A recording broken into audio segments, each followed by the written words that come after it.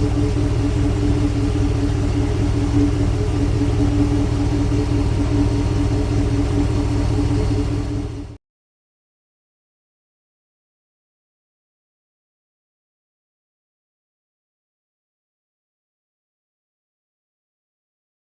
so one of the main reasons that I took my center console out was to get at this part right here. This is the HUD selector. Essentially, it's pretty simple. Let's see, go up like this. This is how it looks like in your car, and as you turn, then it changes, you know, off. There's off, so the HUD is off now. HUD is on. But you know, as you're looking at it inside your car, it actually kind of the outside moves, the inside is actually stationary. So, but anyway, what I wanted to do is find out how to replace the bulb that is on the inside of this with an LED, a red LED. Never taken one of these apart before, so this is a first for me. So let's go ahead and see how we can get this apart. At first glance, when I was looking at this, and I don't know if my camera is going to be able to see that or not, on the inside here you have T and I don't know what screws. These are smaller than anything that I have. My smallest I think is a T8, but it's smaller than anything that I have, and you have to get these out, these two T-size, whatever they are, screws out before this whole thing can come apart.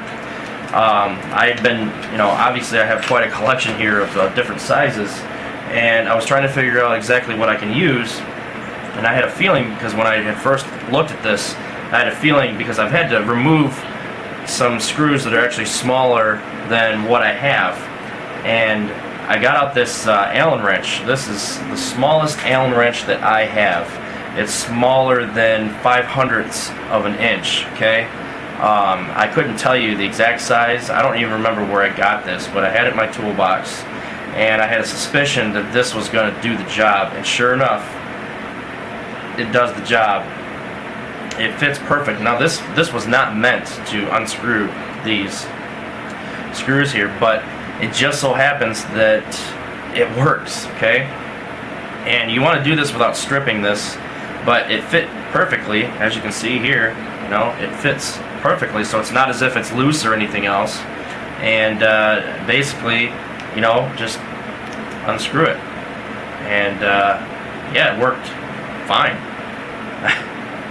It's kind of amazing some of the things that you can work with. All right, so the top one's done. Let's get to the bottom one. Now these have probably never been removed. I would assume they've never been removed. So a little difficult to get out, but not too bad. And now the whole thing should be able to come out. Make sure I got these all the way. Alright, yeah, looks like I got them all the way. Don't lose these. So yeah, a little itty bitty Allen wrench. Got that out. Really is amazing. Now, at the same time, there's these two tabs here. They're white tabs. I don't know if you can see those or not. There's two. There's one on each side here. They have to be depressed in order to get this entire thing off here. So I'm going to depress the one. Most likely I'll be able to just depress the one. The other one will come right out, which yeah, it did. So, alright. So it looks like the entire unit, or most of it, is going to come out here. This is the inside of the top portion of the HUD selector switch. And don't do what I just did there. These are the two screws. You can see how tiny those are. Man, they're tiny. But I couldn't tell you what size they are, so I'm not going to be able to help you there. I see the other one on the floor, so I'll pick it up in a second. But anyway, this is the circuitry here on the inside. This is the bulb that's burned out. As you can see here, assuming, yep, this is going to come right out. As you can see here, there's a red sleeve over the top. And dealers, well, auto manufacturers are well known for doing stuff like this. What they'll do is they'll get a regular incandescent bulb. It won't have any color, it's just a regular yellow incandescent bulb. And they'll put sleeves over it in order to get the color that they want out of whatever they're trying to light, which in this case is this rubber selector here. Now, for me to verify that I'm going to need a red LED, what I'm going to do is I'm going to hold this up to the light, and if the light coming out is the same color as the light going in, then I know I don't need any other special attachments here, and I can probably get this whole thing out. Yeah, it just turns, pops right out, and I can see here how they did the clicking sound on the inside here. On the inside here, I don't know if you can see that or not, but there's little grooves on both sides here. Looks like they put some grease on the inside for lubrication, but they end up rubbing up against these two posts that are right here, and that gives you your click click click sound, and that's how they accomplish that. So actually a pretty simple idea.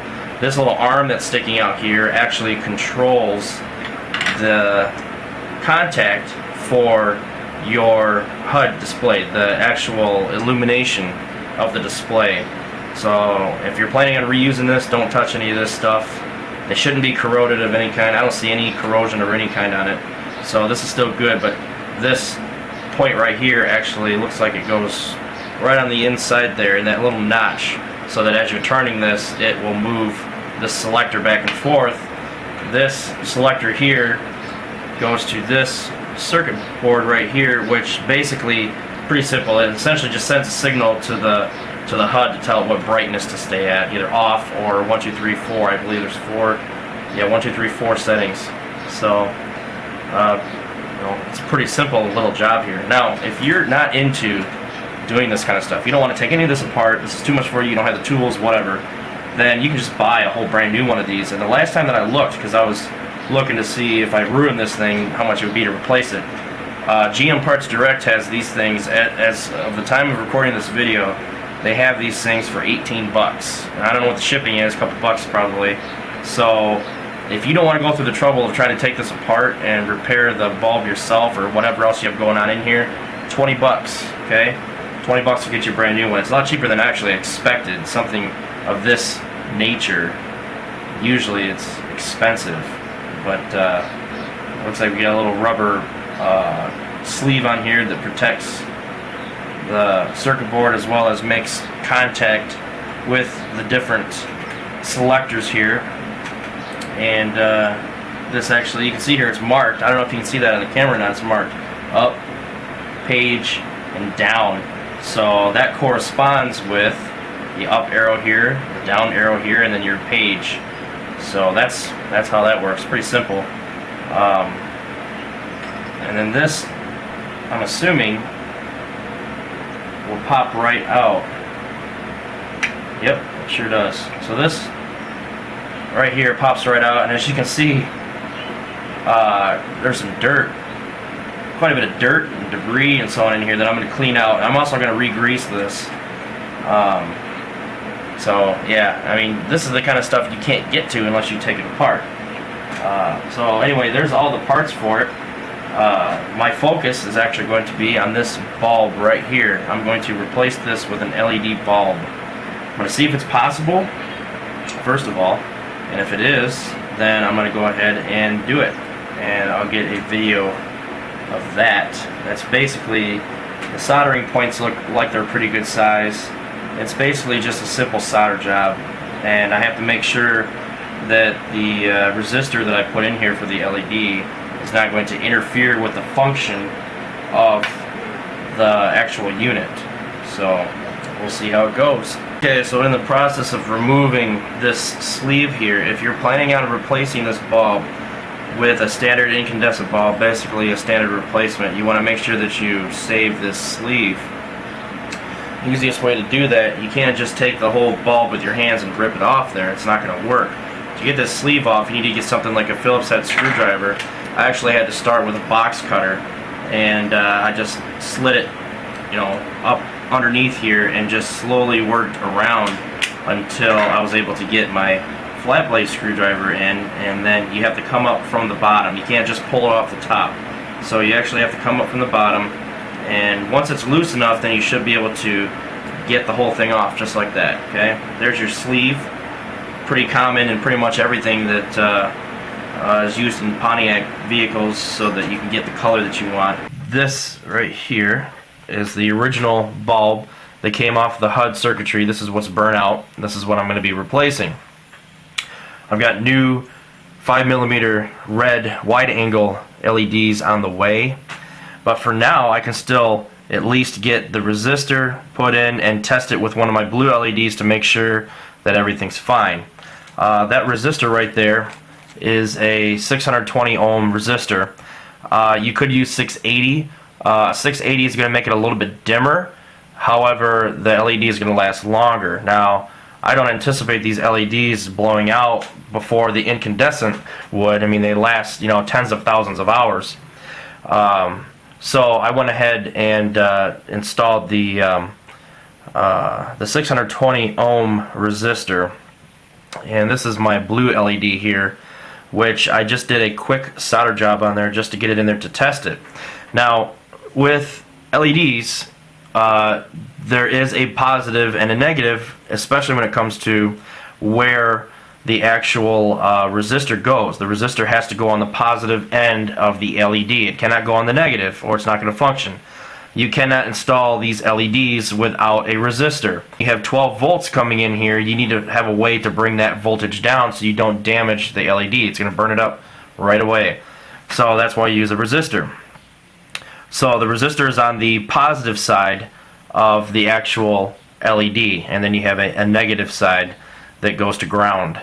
Now the circuitry is actually not marked what's positive, what's negative. So in order to figure that out, I knew General Motors is pretty statistical when it comes to color codes of their wiring harnesses. And if you can see here, this gray right here is an illumination positive, and it's a 12-volt illumination. So basically, when you turn the lights on, your interior lights or whatever, this here is going to receive a charge of 12-volt charge, and that's going to illuminate your switches. That's how that little 12-volt bulb lights up only when you need it to. So it's not going to light up during the day. So this is a separate 12-volt power source, and it's only used when you need illumination. And then back here is ground. This black wire here is the ground. So between these two, I know that the silver or the gray, whatever you want to call it, solid is positive for illumination, and the black is negative. So by tracing that, this right here is actually the HUD plug. By tracing that, I can actually see that right here, it'd be on the far left if you're looking at it from the harness point of view. The far left, or number 1, is positive illumination, and number 2 is negative illumination or ground. And if you look at the circuitry, which I've got covered up right now because I had to fit this in, but if you look at the circuitry here, I'll try to get this. The circuit here is actually numbered. You have 1 through, looks like 7, and 8's not used, but 1 and 2, if you follow the circuit, you've got 1 there on the upper right, which actually connects to, which runs down to the bulb, and then on the other side you've got the other polarity, which it's going to be hard to do this to show you, but you basically just follow the circuit and you follow where exactly it goes, and as you can see here, it ends up at number 1, which is the positive side. So the positive, which is where this 620 ohm resistor is, actually runs to the number 1, and then the negative side here runs to the number 2, which is on the back side. So that's how I was able to trace it. Now, you also need to be able to test this. You don't want to get this all the way put back together into your car and then find out, whoops, screwed up, polarity's messed up, connection's messed up, whatever. So what you do, and this is what I did, you can, pretty much do it however you want as long as you have some voltage. What I actually did is I plugged the actual circuit, I gotta find the right one, I plugged the actual circuit board into the wiring harness. Alright, so the wiring harness is plugged into the circuit. There's no power going to the wiring harness right now. There's nothing, okay, as you can see there. But in order to test this, I just follow the negative illumination and the positive illumination, and I use my voltmeter here and just do a simple directional test, which is going to put approximately 9 volts through this wiring, which isn't going to harm it or anything else like that. It's just going to put 9 volts through this wiring here, and I'll try to get this the best I can on camera. But basically I've got the negative, which is right there.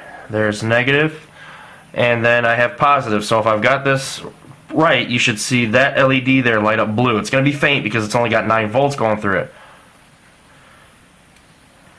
And as you can see, it's lighting up right there. So the connection is solid, it works. So I know I've made the right connections.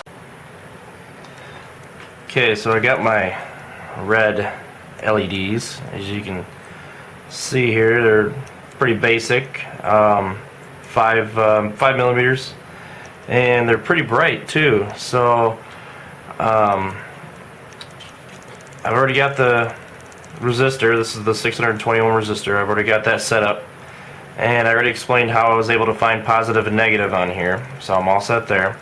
So when you're doing anything with LEDs, you need to understand that there's a positive and a negative on an LED, and it's usually the longest foot is the one that's the positive.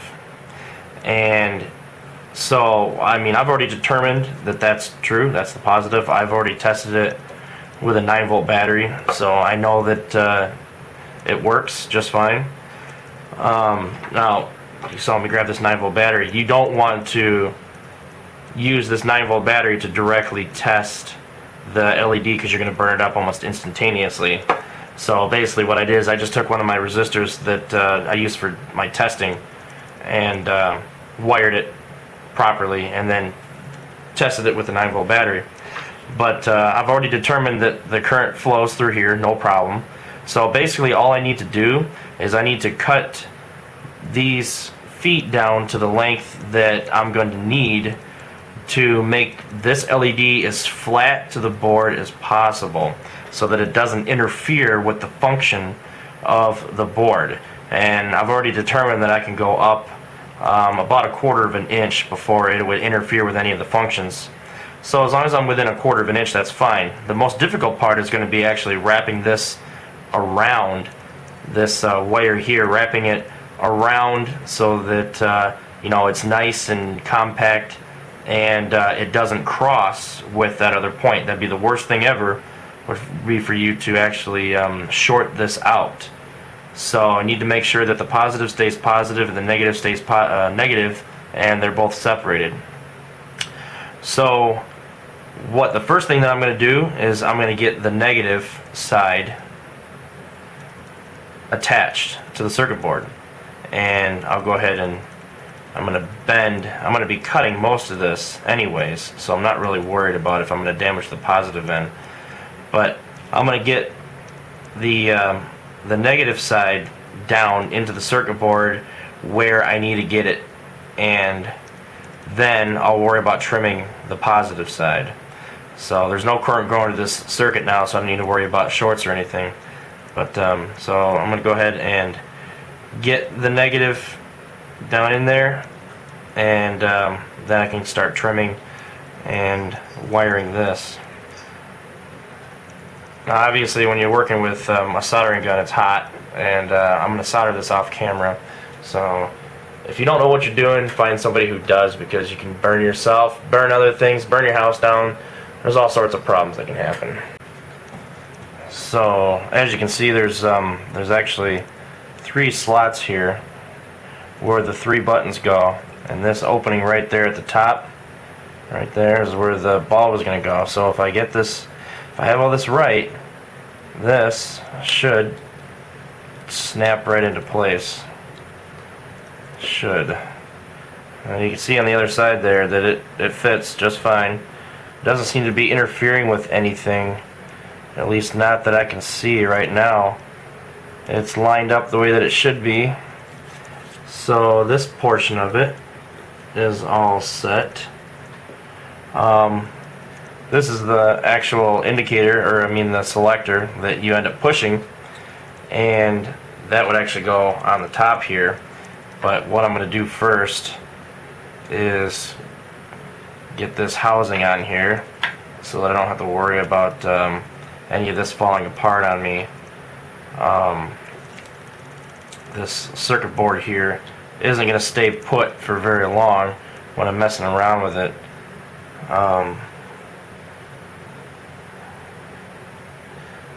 So what I'm going to do is go ahead and get this put back together here. It doesn't really matter which way you go with it. This is pretty much universal, and it's the same on both sides, so it doesn't really matter.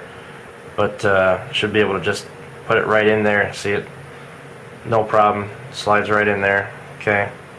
So now I'm able to get this top portion here on, and it's actually the back portion.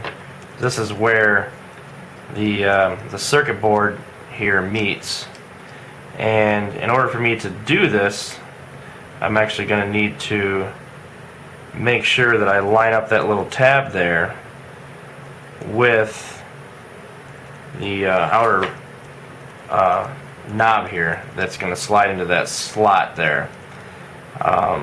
So just got to, take my time and make sure it's in there okay. I've got the 7 prongs here that fit right there,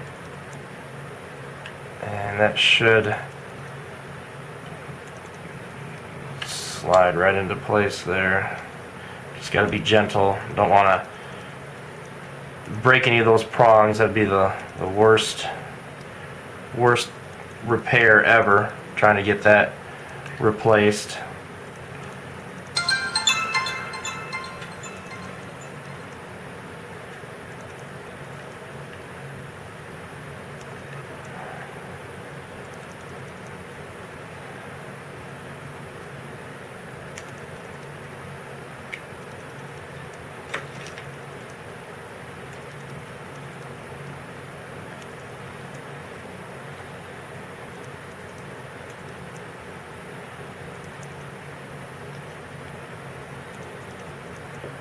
So what I'm going to do is make sure all these are correct and slide this on here like that.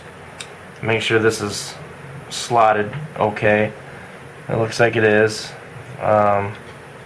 This plastic portion needs to be down all the way. Now that that's in there, I can get this top portion on, which, as you can see there, you got the light bulb, or the LED is going to be on the top. You got the 3 function indicators. It doesn't really matter which way you go with it, as long as it's lined up. And this will definitely be the most difficult part, most likely. Alright, so that's snapped into place. And now I can actually line up. This notch right here has to line up with the arm that is on the inside, which right now it looks like it's at 0. So get this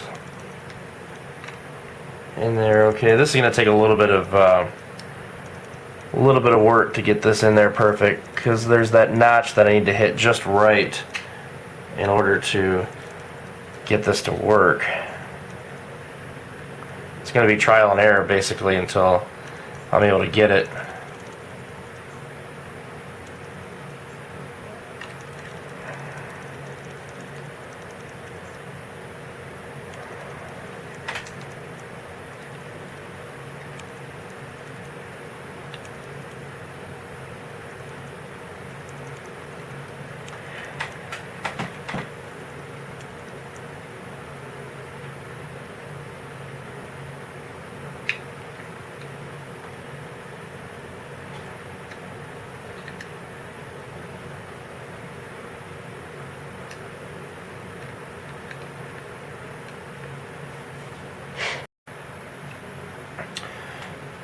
Okay, I've finished with the solder and the trim.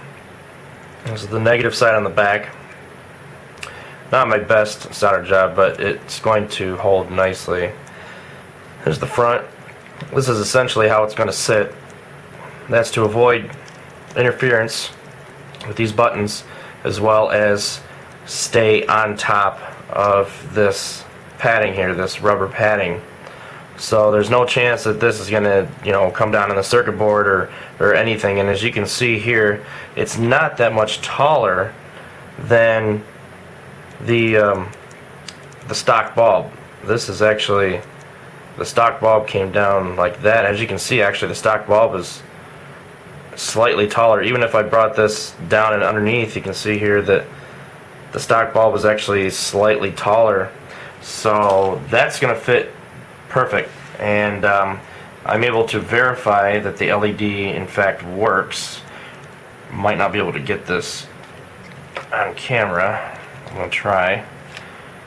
Set it in something that'll reflect the light. You should be able to see the light, but I'm going to apply a positive, a 9-volt charge basically, which isn't close to the 12 volts I was going to see, but it's just to verify that I made the circuit proper. So I'm just going to positive and negative, pretty easy, and you should see the bulb light up. It's going to be hard to see on the camera, but yeah, the bulb does light up. So connection is good. That should hold just fine. I mean, if I see that the bulb burns out, after a couple days, I'll recheck the solder points, but I know that it should be fine. So now all I have to do is worry about getting this thing put back together, which is going to be fairly easy. I got all the parts here for it. I added some grease on the inside of here, just a little bit, not too much, but I did add some grease on the inside, and I wasn't too worried about cleaning off some of this old grease that's on here. I don't think it's gonna affect anything. It's just dried up grease is all it is. So I should be able to start putting this thing back together in the order that I got it out. And it has to go back in a certain order, because there's certain notches in all the different parts and pieces and so on that have to be put back together. So the first thing we got to do is get the circuit board inside the housing here, the base, and you can see the pins are right there, and we have to make sure that the pins go in the slots without breaking them. Okay, so we're done there. It's all the way slotted. Okay, now what we're going to want to do is we're going to want to get this portion on. Make sure that I had it upside down. Make sure that the bulb goes in properly. So this is where you can really see if you did it right, because you can see there that LED bulb is coming out, and should snap into place. Both sides are into place, so it's not going anywhere. Now what I can do is put the selector on. Doesn't matter which way, whether it's this way or that way. This is identical on both sides. So just make sure it's in there, and it should be able to, once you've lined it up, yeah, just like that. So you push. All the buttons seem to work just fine. So we won't actually be able to fully test that until I get it out to the car, but it feels like the buttons are actually being depressed. I can feel it in there, so should be good to go. And just want to make sure that it's in there. Okay, it is. Now for the last portion, this is the most difficult part.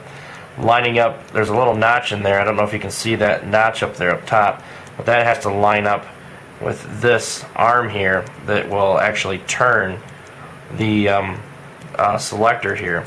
And basically you have to do it by eye and trial and error, so I'm going to try to line it up the best that I can. And a good way to test to see if you've got it is when you turn it, you should see these two indicators here move back and forth. If you turn it all the way one way and then you turn it back the other way and it moves back and forth, see right there, you see I lost it, so I wasn't lined up all the way. That's how you tell if you've actually got it properly seated, and you can kind of get it into a position where you can see exactly where it has to go. It's trial and error, that's all there is to it. It's not going to be easy getting this in there. Okay, after messing with it for a couple minutes, I was finally able to get it seated properly, and as you can see here, it's obviously in the off position, and all the way over to the left is the highest intensity on the HUD. Now, one thing you may notice right away is that it's a little bit quieter. That's because I added grease to it, so it's not as, the clicking sound is not nearly as pronounced, and that's fine, you know, I don't really care about the sound. So now the last thing I got to do is just get the two screws back in and get it out to the car and make sure that everything works fine. So alright, my HUD selector is back in. This is a daytime shot, but I'll give you a nighttime video. Everything seems to work fine. There's the HUD. I'm going to switch it off. Okay, HUD is off. The up arrow, down arrow, the select mode. So everything here is working fine. You can see it's lit up. I know it's difficult to see. I'm going to get a night shot, but from my perspective, this is brighter in the daytime than it was before. So, yeah, definitely happy that that turned out alright. Alright, here's a night shot of the HUD.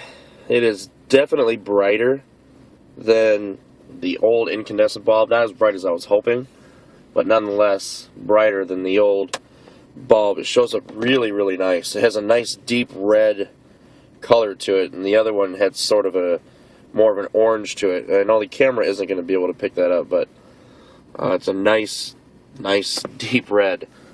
So rather happy with it. If you have any questions, feel free to ask. Just be aware that, you know, anytime you're working on electronics, you know, there's a possibility that you could damage something, cause fires, you know, whatever. So just be aware of that. Make sure you know what you're doing, or have a friend help you. So, yeah, hopefully you enjoyed this long video that goes into great detail on how to replace your incandescent bulb with an LED. So, take care, guys.